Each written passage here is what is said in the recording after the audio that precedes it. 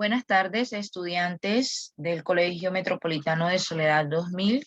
En esta hora de clase vamos a estar estudiando o recordando el tema que tiene que ver con los estados de agregación de la materia, la teoría cinética molecular y algo sobre los cambios de estado.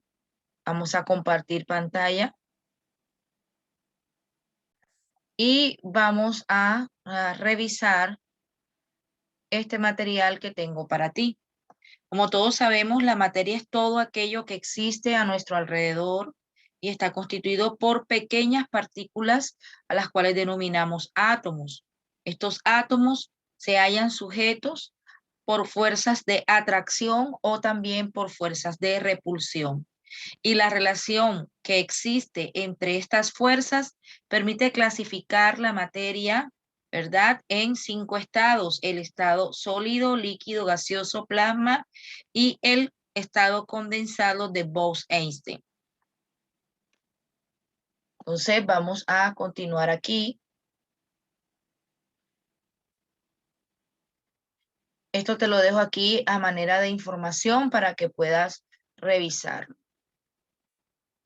Cuando nosotros hablamos pues de la materia, tenemos que hablar de sus propiedades, y para recordarte, sabemos que las propiedades de la materia pueden ser generales y específicas, y una propiedad importantísima de la materia es la densidad, que es la relación que hay entre su masa y entre su volumen.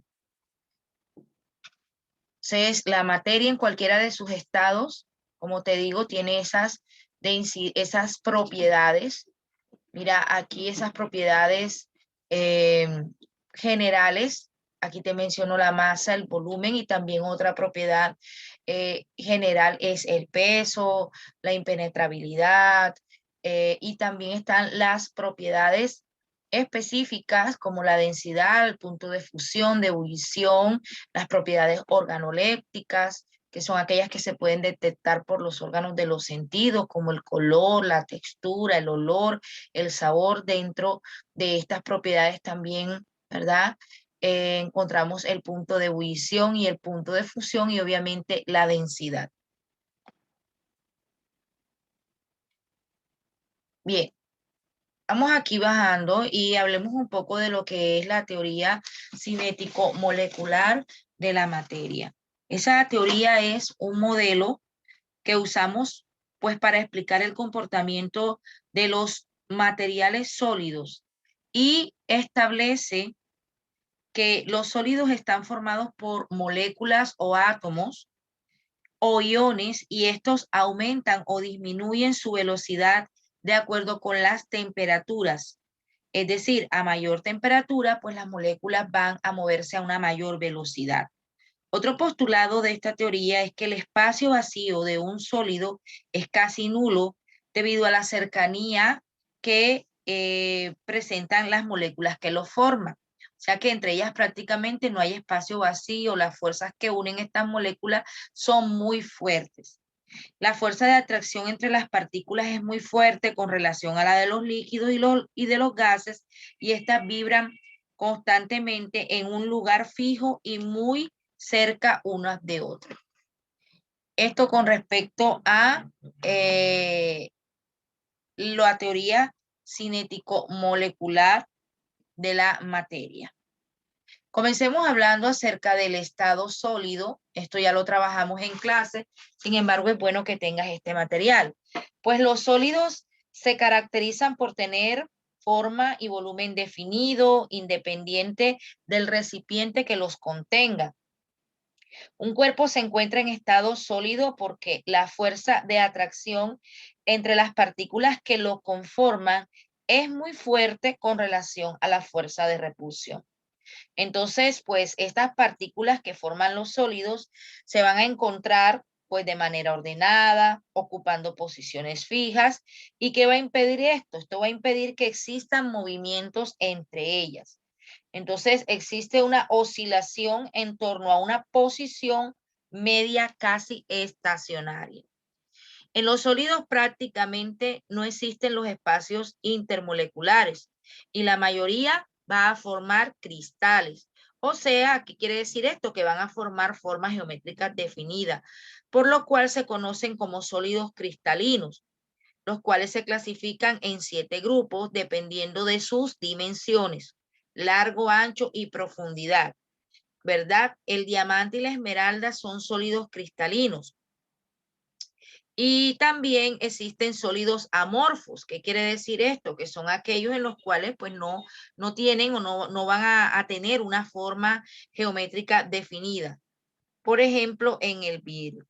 Entonces tenemos ejemplos de estos sólidos, ¿verdad? Por ejemplo, el sulfuro del plomo, tenemos el dióxido de estaño, que van a formar ciertos componentes o van a darle forma a ciertos sólidos y van a tener una estructura geométrica y las características de los sistemas cristalinos.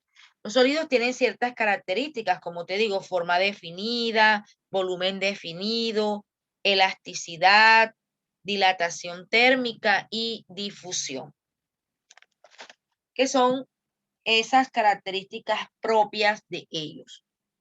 Vamos a continuar con el estado líquido. Pues mira, aquí te presento el estado sólido, que las partículas solamente pueden vibrar. No hay casi un espacio entre ellas, es casi nulo, y esta es la figura de las moléculas del estado líquido. Las moléculas pueden vibrar, ¿verdad? Y pueden sufrir pues un proceso de rotación. Entonces, cuando hablamos de los líquidos se van a caracterizar porque sus partículas se atraen con mayor fuerza que la que se establece entre los gases. Y esto va a impedir que se muevan libremente. Pueden adoptar la forma del recipiente que los contiene, ya que las moléculas que los forman pueden deslizarse unas sobre otras. Conservan su volumen y poseen densidades mayores que la de los gases y menores que la de los sólidos. Entonces van a presentar algunas características como la fuerza de cohesión, que es esa fuerza que mantiene unidas las partículas que los conforman. La fuerza de adhesión, que es la propiedad que permite que dos superficies de sustancias iguales o diferentes se unan. La tensión superficial, que es esa propiedad en la que las moléculas que forman un líquido sufren atracciones desde todas las direcciones, pero las que están en la superficie van a ser atraídas solamente hacia el interior. Es importante recordar que esta fuerza de cohesión entre las partículas es tan fuerte que el agua se comporta como una capa resistente. Y esta es la propiedad que le permite, pues, que por lo menos un insecto permanezca sobre la superficie del agua sin hundirse y a pesar de ser más denso que el agua. Otra característica de los sólidos o de los líquidos, perdón, propiedad de los líquidos es la viscosidad, que es la medida de la resistencia que opone un líquido a fluir cuando se le aplica una fuerza. Esta propiedad va a disminuir al aumentar la temperatura, mientras no existan cambios en sus componentes. Otra propiedad de los líquidos es la viscosidad, que es la medida de la resistencia que opone un líquido a fluir cuando se le aplica una fuerza. Perdón, la capilaridad, que es la propiedad que tienen los líquidos al ascender en forma espontánea, y la presión de vapor, ¿cierto? ¿Qué sucede cuando la evaporación de un líquido se produce en un recipiente cerrado? Entonces, con respecto a los líquidos, pues esa teoría cinética explica el comportamiento de los líquidos y establece que ellos están formados por moléculas que tienen suficiente energía cinética. O sea, esto va a permitir que las moléculas puedan deslizarse unas sobre otras, por lo que los líquidos adoptan la forma del recipiente que los contiene. Y los líquidos se pueden difundir en otros que sean miscibles, ¿verdad? Importante estas propiedades que los retengamos, ¿verdad? Y aquí pues el estado gaseoso, estas propiedades de los gases, ¿verdad? Esas partículas que componen los gases se van a desplazar libremente porque esa fuerza de atracción que ya existía muy fuerte en los sólidos y un poco más débil en los líquidos, acá en los gases pues prácticamente esa fuerza es nula, ya es muy mínima. No hay esa fuerza de atracción intramolecular entre las moléculas que conforman los gases, por lo cual pues ellos no van a tener ni un volumen ni una forma definida. Entonces vamos a encontrar algunas propiedades de los gases como la evaporación, y ya sabemos que es el proceso por el cual las moléculas de la superficie de un líquido tienen tanta energía cinética que van a chocar a tal punto que van a escapar a la fase gaseosa. O sea que tienen la capacidad de transformarse en ese vapor o en ese gas. La compresión o compresibilidad, que es la capacidad que poseen los gases de reducir el espacio donde se encuentran. Y la expansión, que es la propiedad que poseen de ocupar todo el espacio disponible. La difusión, que es la capacidad que poseen los gases de atravesar con facilidad materiales porosos y de mezclarse con otros en forma espontánea. La elasticidad, que es la capacidad que poseen los gases de recuperar sus dimensiones originales cuando cesa la causa que los está comprimiendo, y la efusión, que es la propiedad por la cual las partículas de los gases tienden a escapar del lugar donde se encuentran por cualquier orificio que los contenga. Entonces, vamos a, mira, aquí te tengo pues un resumen de lo que son las propiedades de los sólidos, de los líquidos y de los gases. Con respecto a la teoría cinética molecular de los gases, pues podemos decir que los gases están constituidos por esas pequeñas partículas llamadas moléculas que poseen masa, pero realmente tienen un volumen que podríamos decir es despreciable comparado con el volumen que los contiene. También podemos anotar que debido a que las partículas de gas permanecen separadas, entre ellas no existen esas fuerzas de atracción o de repulsión significativas y puede considerarse que se comportan como masas muy pequeñas. Podemos decir también que las partículas de un gas están en continuo movimiento en dirección aleatoria, o sea, se mueven en desorden y con frecuencia chocan unas con otras porque se mueven pues a velocidades pues grandes. Podemos decir que las colisiones entre las partículas son perfectamente elásticas, es decir, la energía se transfiere de una partícula a otra. Sin embargo, hay que tener en cuenta, jóvenes, que la energía total de todas las partículas del sistema va a permanecer inalterada. Y esa energía cinética de las partículas puede convertirse en calor o también puede convertirse en otra forma de energía. Podemos también pues acotar aquí que la energía cinética total de las moléculas va a permanecer constante si el volumen y la temperatura del gas no cambian. De igual forma, la presión de un gas es constante si el volumen y la temperatura no cambian. Entonces, vamos a ver acá.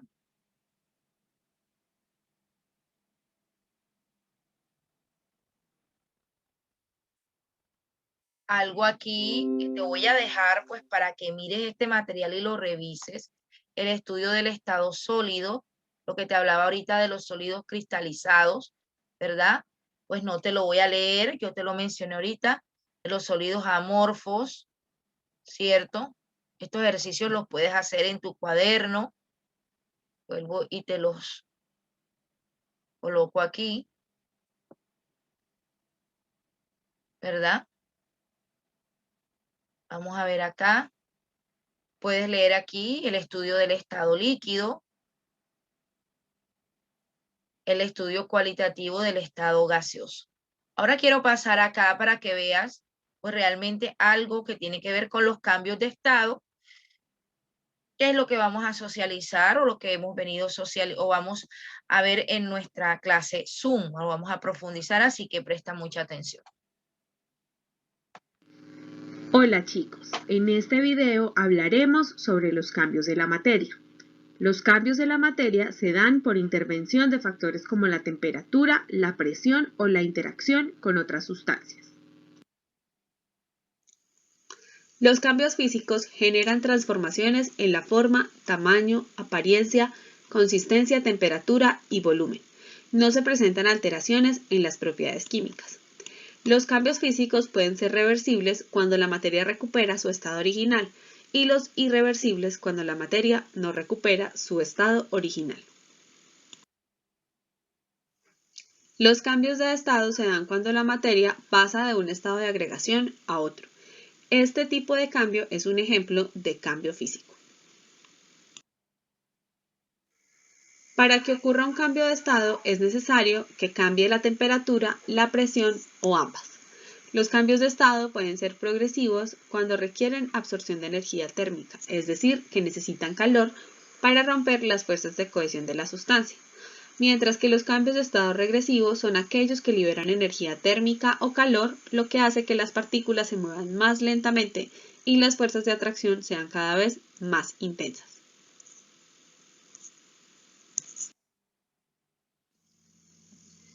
En esta imagen vemos una representación gráfica de todos los cambios de estado que ocurren en la materia. Primero vamos a hablar de los cambios progresivos, que son aquellos que necesitan calor o energía para suceder, es decir, que necesitamos aumentar la temperatura. Para pasar del estado sólido al estado líquido necesitamos aumentar la temperatura y el cambio que ocurre se llama fusión.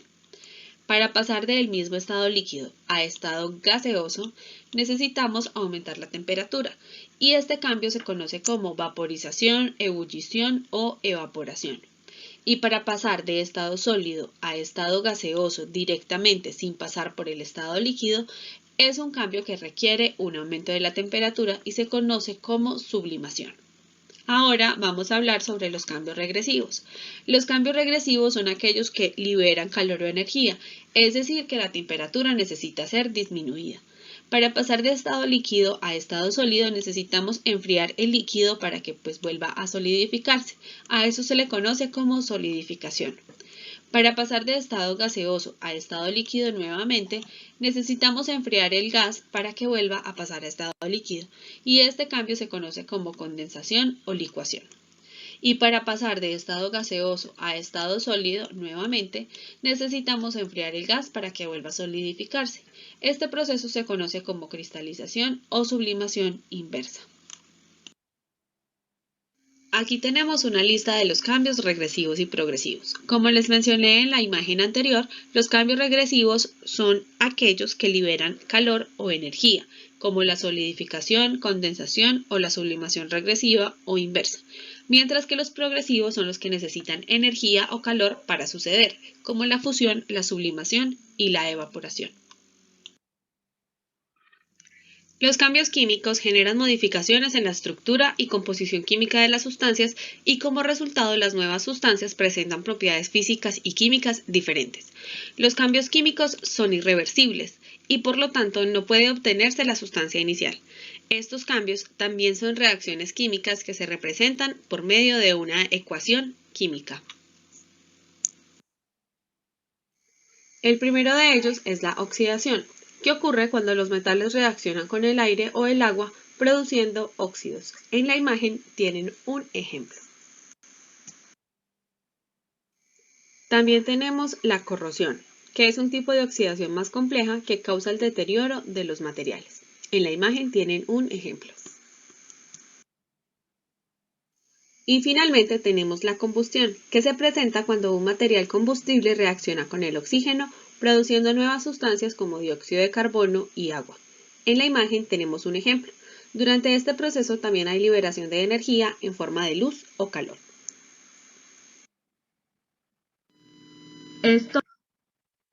Bueno, esto es todo por hoy, chicos. Es pues realmente un tema que ustedes vienen manejando y bueno, estamos viéndonos en nuestra próxima clase sincrónica.